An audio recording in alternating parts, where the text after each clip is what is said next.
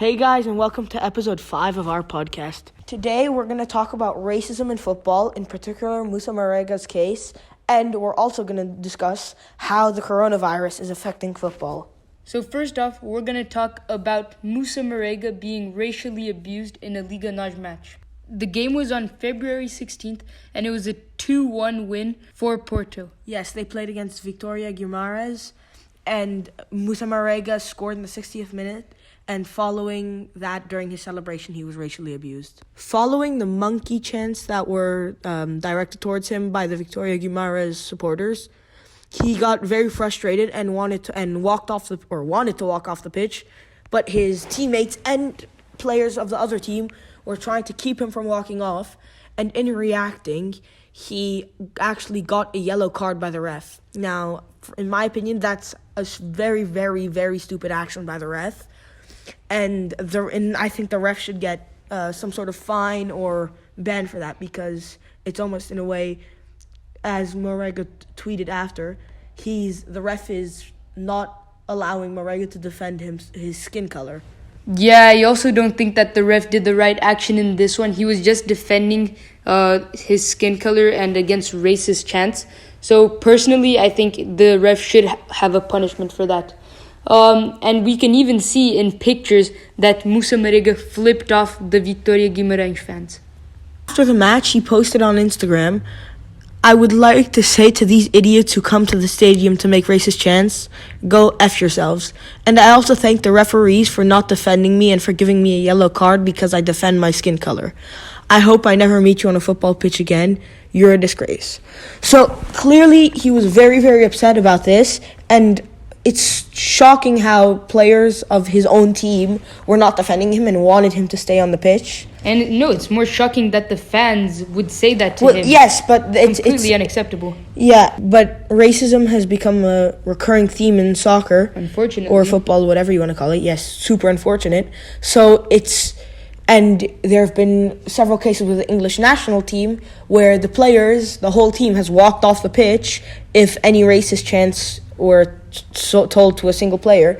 So even the white players of the English team would walk off, and the other black players wouldn't hold back their teammates. Whilst in this game, not only were the white players holding back Musa Marega, also his fellow dark-skinned teammates, and that's, to me, the most shocking thing about the whole thing. No, yeah, but even if the dark-skinned people, they didn't, I still feel that everyone should help Marega. Yeah, including the other team. Yeah, including the other team. I think there should be some sort of punishment for the fans that do these racist chants. Now, staying on the topic of racism, but going to a more positive topic, teams in the Germany's 3rd division are going to wear special jerseys against hate, racism, and discrimination following racially motivated gun attack in Hanau in Germany before a soccer game.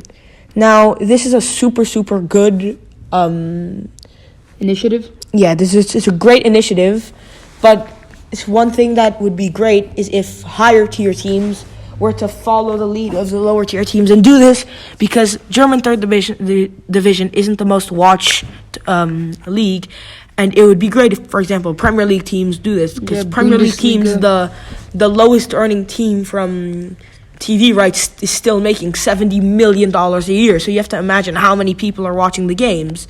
So that's a thing. That's something else that's very positive that's happening. And also we can see it with the children who accompanied the players. They had a shirt which said, "Red card for racism." Now, on a different topic, we have the topic of the coronavirus and how it's affecting football. First of all, this weekend, a very big derby and very big anticipated match in Italy, Inter Milan versus Juventus, is going to have to be played again behind closed doors, which means no fans will be in the stadium. Now, this is a good security precaution, but it affects, the fans that have tickets for the game, but it also affects the actual teams because they're not making any money off the game. Now, yes, health is big. Some things are bigger than football, but it could be disappointing, for example, for kids if it was their birthday present or whatever. But those are precautions that have to be taken. Yes, despite it being really annoying for fans that had tickets for this game, I think it's a necessary precaution to take. because if some people got infected, even more people would get infected, and it would just cause absolute chaos. So I think it's the right move. Okay, so on to our player of the weeks. For me, my player of the week was Messi because he scored 4 goals this weekend against Alaves. Barca won the game 5-0. Messi scored 4, including a first-half hat-trick, and it was just Messi at his best. And when he's like that, there's nothing you can do to stop him. And yeah. Yeah, I also think Messi played really well, but I think my player of the week this week goes to Serge Gnabry because although Messi did score 4 goals, Gnabry scored in a more important league, the UEFA Champions League. So I think his goals, despite being less, were more important than Messi's. Both of us agreed on our young player of the week, and we both think it's Alphonso Davies because despite him not scoring or getting an assist against Chelsea in the Champions League, he had an absolutely incredible game. He outpaced almost every single player on the Chelsea team and was able to out-physical Mason Mount when he was in a one-on-one.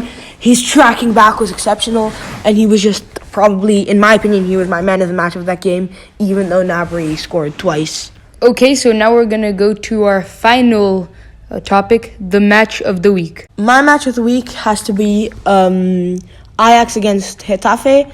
It's in Ajax at 9 o'clock at night on Thursday, February 27th. And for me, it's the match of the week because Ajax, when you look at that fixture, are probably the favorites. But after the first leg of the Europa League, Getafe are up 2-0. And yes, the game was in Getafe, but still, Ajax are heavy favorites, and they have to win this home game at least 2-0, or they will be out of the Europa League, which I think is unreal because I think, in my opinion, they're favorites. Okay, that is a very important match, but my match of the week this week is Manchester City versus Aston Villa in the Carabao Cup final. Personally, I think this one's really important. First of all, because, well, it's the final of the Carabao Cup. And also it's, well, Man City, who's a really strong team. However, they just had their UEFA Champions League ban. So I think any title they can get right now will be important for them. It's also interesting because Aston Villa is not a really big team, not a very great team. Yeah, especially because they're in the relegation zone. Yeah, so I think it would be really important for them to win. So, yeah, I just think it'll be an interesting match to watch out for.